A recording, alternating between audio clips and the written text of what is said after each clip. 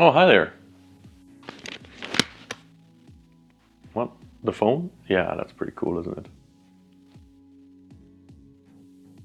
Yeah, you're right. That's the new PowerPhone XIIc, where C stands for compact. You know, I was carrying this thing around last year, but come on. It's 1984. You gotta get with the times. So that's why I got this one. What do you say? Oh yeah, this goes really well with my Apple IIc. Thanks for noticing. Oh, PowerPhone? Why is it called PowerPhone? Well, that's easy. Let me show you. Here's the power. Here's the phone. PowerPhone. If you want to find out more, I got some connections. Want to take a look behind the scenes at the development of this? Well, follow me. Oddly enough, our story starts with a Motorola Dynatec, the world's first mobile phone released in 1983, and a common sight in any 80s Wall Street movie. This is 3D printed, of course. I couldn't afford to buy one. I'll show you some eBay listings here. Yeah. So while this was lying around, I was able to admire the design details a bit more. And it's very nice how it has this inner rounded rectangle and the outer chamfers that make this literal brick a little less bricky. While this was lying around as reference for another project, I thought, well, maybe I'll design a phone case where the phone is that inner black rounded rectangle and the outer case has the chamfers. I thought that turned out really nice and I was using that for a while. Coincidentally, I bought a MagSafe battery for my iPhone 12 mini that can use a boost in its battery life. So this attaches magnetically, if you don't know these. And well, it's a bit bigger than an iPhone mini. And while that, that works, but I thought, well, wouldn't that be nice to make a case that can house the battery and the phone while resembling the Motorola Dynatec. And yeah, that was cool. It's always nice to make quick prototypes, so please excuse the printing quality here. This was quick and dirty. But I used it a bit and quickly discovered the camera can't really see all too well out of that tiny tunnel, especially the second camera. It's really obstructed here in its view.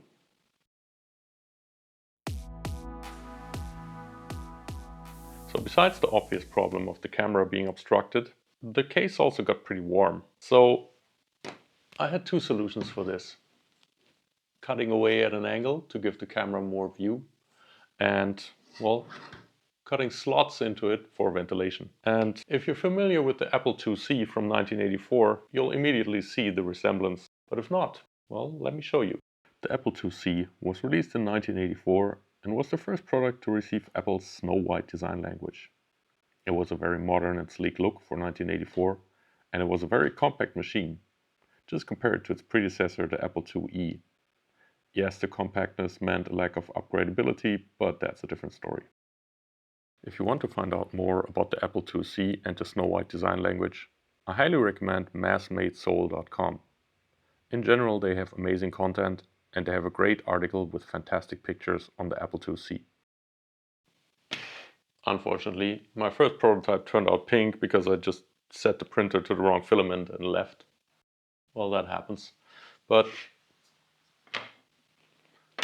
yeah, I think that, to me, that was a no-brainer. It wasn't intentional to end up with an Apple IIc designed phone case, but I think it looks really great, and so I continued to work on it. One thing I really liked about the original Dynatec design is it has this chin and forehead that are the most protruding elements of the design, and they're also in one plane. And I guess the idea is that it resembles a phone receiver with the mouth and earpiece, so to say. And it also gives it a, well, simple complexity, so to say. It gives complexity with simple elements, and I really like that. And I implemented this into this design as well, as you can see.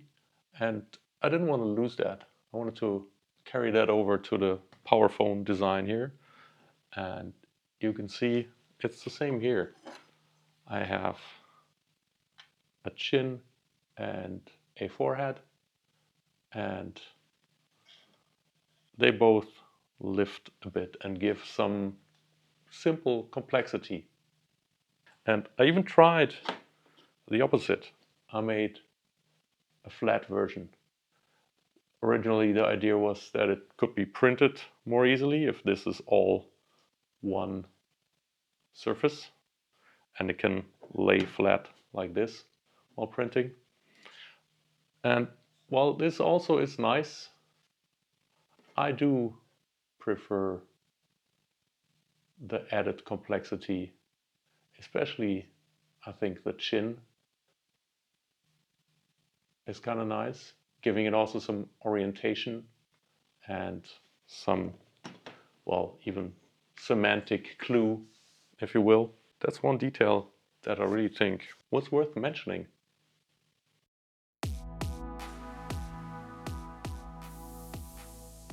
The first hack I want to show today isn't so much of a 3D printing hack, but more of a general hack. To apply the Apple rainbow logo here, I just printed a separate plate and a little piece of paper with the rainbow colors, put some clear tape over that, and stuck the whole thing down with clear tape, and then this just gets glued down in here. I thought this was a really nice hack that I wanted to share.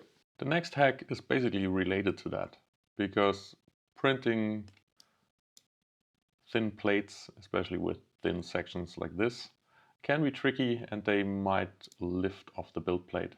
So what you would usually do is you'd add a brim to hold everything down. But, well, if you know this method, then you know this is hard to remove. There's a better way. Let me show you. It's right here, brim ears. There's an auto generate button, but you can also, once you are in this tool, you can walk around here and add little dots. What you have to have activated is brim type painted for this to work. And then you slice again, and you can see these little circles, they're not actually touching. They have the slightest gap, but that's enough to keep pieces like this sticking to the build plate. So here you can see how easily that comes off the build plate and how easily these little dots peel off. Unfortunately here I forgot to add some tolerance so it doesn't fit, but that's a different story.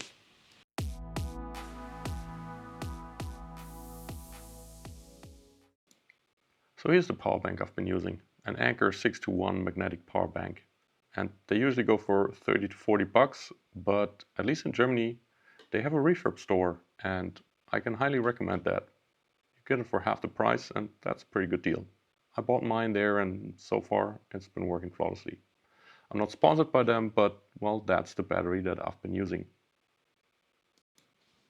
It charges via USB-C, and it has some odd LED functions here. You can see the slightly longer LED on the right is flashing in its own rhythm, and the 4 LEDs that display the status of the charge, they flash in another. So yeah, that needs some getting used to. It's no deal breaker, but it's just, it could be better. The battery will also display its status when you push the button to the left, and I tried to implement that into the design as well. Unfortunately, the small LEDs don't light up the whole chambers there as I intended, but well, that's still a cool detail that I wanted to show you. One more little fact about the battery. It will also double as a wireless charging dock and charge the phone first and then itself when you plug it into USB. So you have kind of a Frankenstein phone that has Lightning and USB-C for charging, which, well, is pretty cool.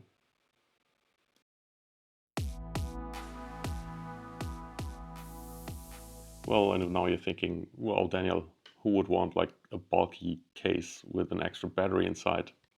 Well, take a look at this. This company Swipit apparently thinks it's a great idea to have a case and a toaster that houses a few batteries and you can hot swap them instantly. Because what's more dangerous in life than running out of battery? See, swap, swap, and go for a jog. What would you do without your phone? Well, you know, if your fitness app wouldn't have tracked your run, it probably never happened.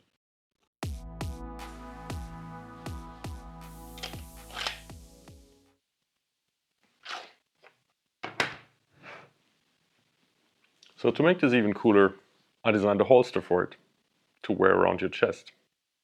And this might be ridiculous to you, and it kind of is, but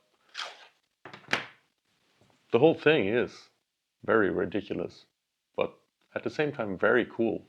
So I wanted to crank it up to 11 with this holster. So to make this replicable for anyone at home, I sourced one of the most standardized products on the planet. Luggage belts.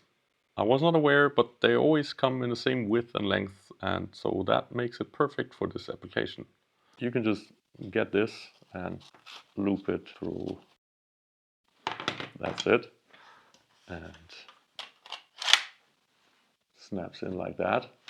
The problem with this design was that the phone, when worn diagonally on your chest, the phone's weight wants to go down this way, and so it'll always bend here. Let me show you the solution for that.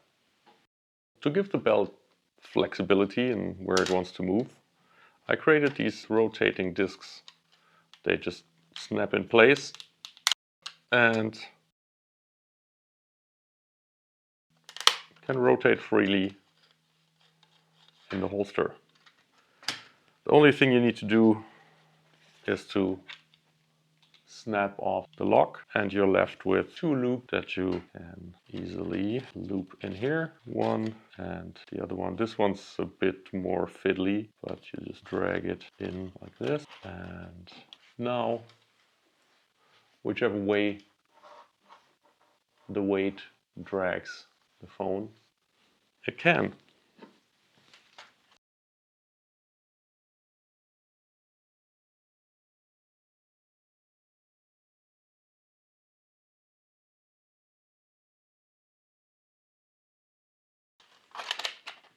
And I really love the sound it makes. I'm really happy with that.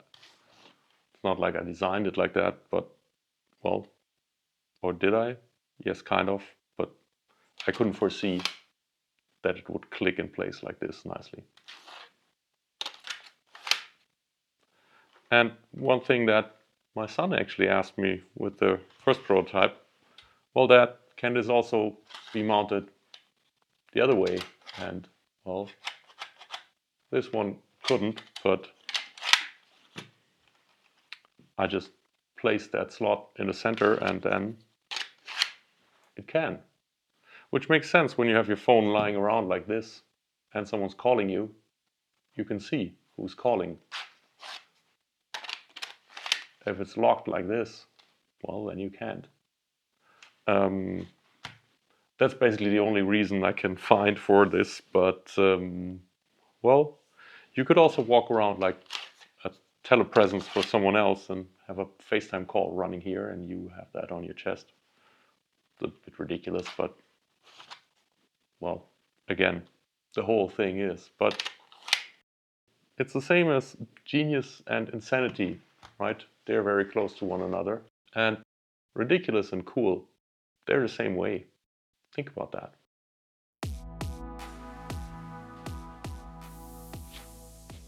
Oh, you're still here. Cool. So then I think it's safe to assume that you think this is pretty cool. Thanks. I think so too. And I'm planning to release these files as a download for, well, 3D printing at home, because I don't think I can sell anything with an Apple logo on it without getting sued to hell and back. And my question to you would be, well, is there interest to download this and print yourself or have it printed somewhere? And what download platforms for 3D files are you using? Thanks, Thingiverse, whatever. Let me know. And well, the last thing is, what other phone models are you using and would like to have this adapted to? Because that's not really a big deal. And I heard that the iPhone 13 mini unfortunately doesn't have the same camera bump as the 12, so that would need some adjustment, but everything's possible except for maybe Android phones, where I don't have any kind of Apple fanboyism against that, but really, if you have an Android phone, you want to disguise it as an Apple device, I don't care. Let me know if that's what you fancy. We can maybe make that happen. Yeah, and I think all that's left to say for me is thanks for watching. Please like, subscribe, and comment down below. Until next time.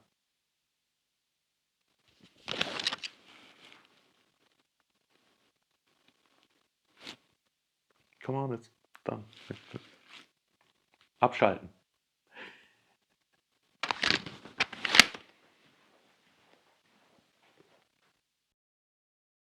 Let me introduce you to veark, the sponsor of today's video. Based in Copenhagen, veark is a contemporary kitchenware company dedicated to developing honest and high-quality tools for everyday use. Follow the link in the description or go to veark.com and sign up for the newsletter to get 10% off your first order.